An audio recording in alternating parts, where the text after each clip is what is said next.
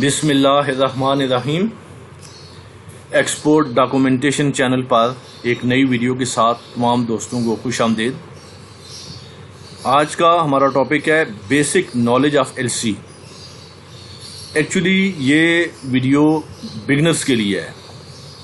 बहुत से बिगनर साथी इस तरह के क्वेश्चंस करते हैं, तो मैंने सोचा कि एक वीडियो बना दी जाए।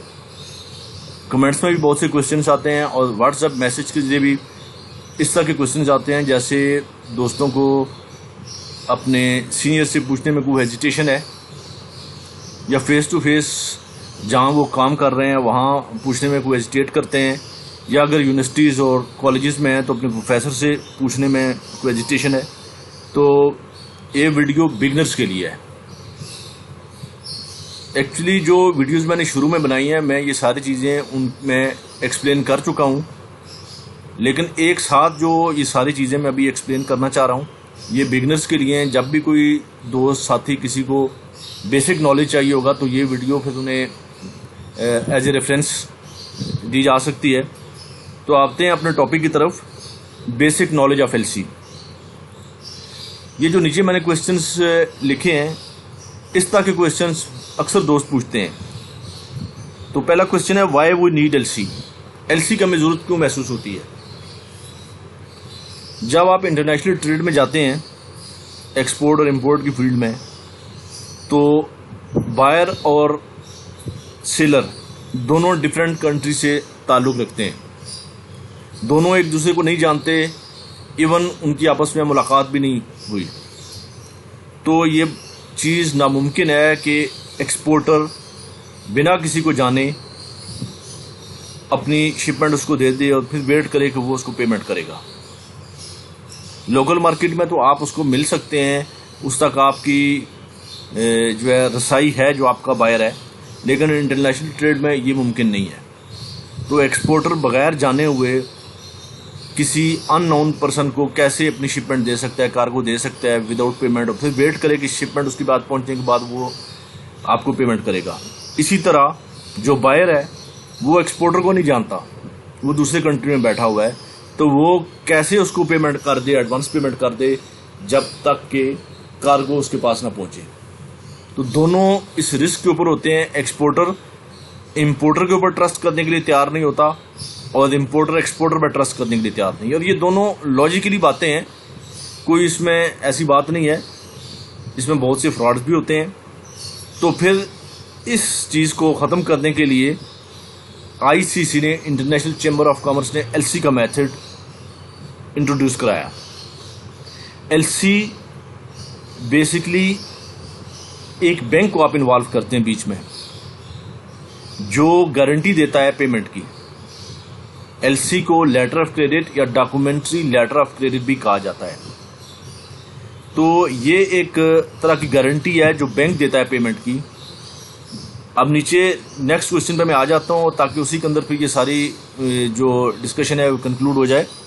हु ओपन एलसी, ये बहुत से दोस्त पूछते हैं कि एलसी कौन ओपन करता है, और कई दोस्त तो ऐसे हैं कि उन्होंने कई वीडियोस देखी हैं, इसके बावजूद ये क्वेश्चन उनके माइंड में अभी तक मौजूद है कि एलसी ओपन कौन करता है। व्हाट्सएप के ऊपर भी कई दोस्तों ने मुझसे कई क्वेश्चन पूछे, पूछने के बाद एंड यही है कि भाई एलसी कौन ओपन करता है। तो भाई एलसी जो इंपोर्टर है वो ओपन करता है, एक्सपोर्टर एलसी नहीं ओपन करता, इंपोर्टर एलसी ओपन करता है। अब इसका जैसे मैंने शुरू में बताया कि एक्सपोर्टर और इंपोर्टर एक दूसरे के ऊपर ट्रस्ट करने के लिए तैयार नहीं है। ना एक्सपोर्टर अपनी कार्गो दे रहा है बगैर पेमेंट के, और ना इंपोर्टर कार्गो के बगैर पेमेंट कर रहा है। तो फिर बीच में ये इंटरनेशनल चैम्बर ऑफ कॉमर्स ने एलसी का जो मेथड है ये इंट्रोड्यूस कराया।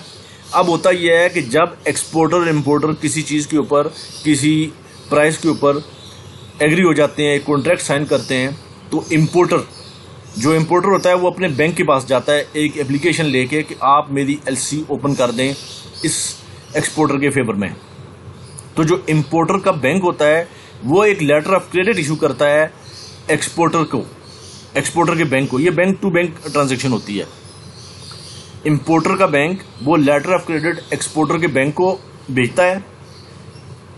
अब एक्सपोर्टर उस लेटर ऑफ क्रेडिट पर, जिसमें बैंक गारंटियर है पेमेंट का, वो एक प्रॉमिस कर रहा है कि वो पेमेंट करेगा। उसमें सारी डिटेल होती है प्रोडक्ट की, ये प्रोडक्ट आनी है, ये शिपमेंट डेट है, ये एक्सपायरी डेट है, मजीद जो भी डिटेल्स हैं वो एलसी की जो मेरी वीडियोज़ हैं उसमें मौजूद हैं। आपको ब्रीफ ये कर रहा हूँ कि एलसी जो किस तरह काम करती है। तो इंपोर्टर का बैंक वो एलसी एक्सपोर्टर के बैंक को भेज देता है। एक्सपोर्टर वो एलसी लेने के बाद उसके अंदर जो टर्म्स एंड कंडीशन है ये इंटरनेशनल चैम्बर ऑफ कॉमर्स ने तय की हुई है कि ये टर्म्स एंड कंडीशन है, उसके तहत वो शिपमेंट करता है। फिर उस एलसी के अंदर जो जो डॉक्यूमेंट मांगे जाते हैं वो डॉक्यूमेंट्स प्रोवाइड करते हैं अपने बैंक को। एक्सपोर्टर अपने बैंक को वो डॉक्यूमेंट्स प्रोवाइड करता है और एलसी ओरिजिनल एलसी जो उसको इंपोर्टर के थ्रू इंपोर्टर से अपने बैंक के थ्रू मिली है, वो एलसी जो डायरेक्ट इंपोर्टर नहीं भेजता, इंपोर्टर का बैंक एक्सपोर्टर के बैंक को भेजता है या एक्सपोर्टर के कंट्री में किसी बैंक को भेजता है, तो वो बैंक उसको वेरीफाई करता है कि ये एलसी जेन्युइन है, ये फलां जगह से फलां बैंक से आई है। तो वो एलसी ओरिजिनल एलसी वो लेटर ऑफ क्रेडिट जो ओरिजिनल है वो और वो तमाम एविडेंसिंग डॉक्यूमेंट्स जिस पर शिपमेंट हुई है वो अपने बैंक में प्रेजेंट करता है एक्सपोर्टर, और फिर एक्सपोर्टर का बैंक उन डॉक्यूमेंट को एग्जामिन करने के बाद इंपोर्टर के बैंक को भेज देता है। अगर डॉक्यूमेंट्स ओके हैं तो इंपोर्टर के बैंक को भेज देता है। इंपोर्टर का बैंक उन डॉक्यूमेंट को फिर एग्जामिन करता है, उसके बाद वो with in 5 banking days exporter के बैंक को पेमेंट करता है और डॉक्यूमेंट इंपोर्टर को रिलीज कर देता है। इतने में कार्गो वहां पहुंच जाती है, तो इंपोर्टर वो डॉक्यूमेंट शिपिंग कंपनी को शो करके अपनी कार्गो रिलीज करवा लेता है। ये एलसी का प्रोसीजर है। तो फिर मैं एक बार बता दूं कि एलसी इंपोर्टर ओपन करता है।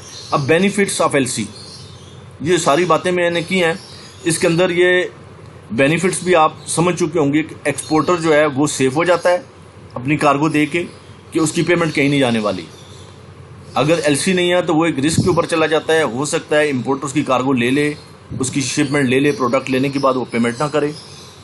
तो ये एक्सपोर्टर इसमें सेफ हो जाता है अपनी पेमेंट लेने के लिए, और इंपोर्टर जो है वो भी सेफ हो जाता है कि अगर वो एडवांस पेमेंट कर दे तो फिर वो रिस्क के ऊपर चला जाता है कि उसने एडवांस पेमेंट कर दी है, एक्सपोर्टर उसको शिपमेंट दे ही ना। तो इंपोर्टर भी अपने बैंक के थ्रू सेफ हो जाता है कि उसका बैंक गारंटियर है, उसने उसके बिहाफ के ऊपर लेटर ऑफ क्रेडिट दिया है, एलसी ओपन किया है। तो दोनों यानी एक्सपोर्टर और इंपोर्टर दोनों, परचेजर और सेलर दोनों इसमें सेफ हो जाते हैं। ठीक है। अब नेक्स्ट क्वेश्चन है जी, is there any risk of LC. इसमें मैक्सिमम रिस्क जो है वो खत्म हो जाता है दोनों तरफ से, लेकिन 100% कोई गारंटी किसी चीज की नहीं होती। जो एक कॉमन एलसी की बात करूं, आगे एलसी की जो मजीद उसकी फॉर्म्स हैं उसके ऊपर मैं नहीं आ रहा। कंफर्म एलसी भी होती है, उसके अंदर रिस्क चांसेस नहीं होते, लेकिन फिर भी जो बेसिक है, आपके बैंक ने एलसी ओपन की, इंपोर्टर के बैंक ने एलसी ओपन की, तो उसमें रिस्क कितना है। उसमें एक बैंक एक प्रॉमिस करता है और यूजली ये रिस्क नहीं होता, लेकिन फिर भी 1% 2% आप कह सकते हैं। खुदा न खास्ता वो बैंक डिफॉल्ट कर गया या वो कंट्री डिफॉल्ट कर गया जहां आपकी शिपमेंट जा रही है, तो उसमें फिर रिस्क हो सकता है, लेकिन ना होने के बराबर है। ये याद रखेंगे, एलसी में रिस्क ना होने के बराबर है। ठीक है। ये क्वेश्चन थे बेसिक क्वेश्चंस जो अक्सर दोस्त, मेरे बिगिनर्स दोस्त पूछते हैं, वो हेजिटेट करते हैं। जो अगर एक्सपोर्ट की फील्ड में है तो अपने सीनियर से पूछने के लिए, अगर कॉलेजेस और यूनिवर्सिटीज़ में हैं तो वो हेजिटेट करते हैं अपने प्रोफेसर से पूछने के लिए। और ये बेसिक क्वेश्चंस हैं जो मैंने कोशिश की है कि अच्छी तरह आपके लिए एक्सप्लेन कर सकूं। मजीद कोई क्वेश्चन किसी दोस्त के माइंड में है तो आप ज़रूर पूछें।